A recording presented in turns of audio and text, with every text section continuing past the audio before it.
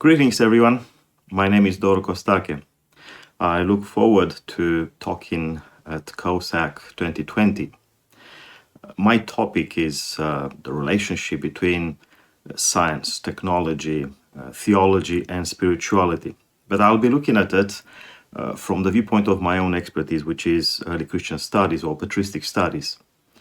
In particular, I'll be considering two texts, two works, one from the 2nd century, the other one from the 7th century, in which we see these elements articulated, perhaps not verbatim, not as such, but articulated in a way that gives us ideas as how we Christians could overcome the current culture of divisions and see how we can put together or how we can bring together these elements.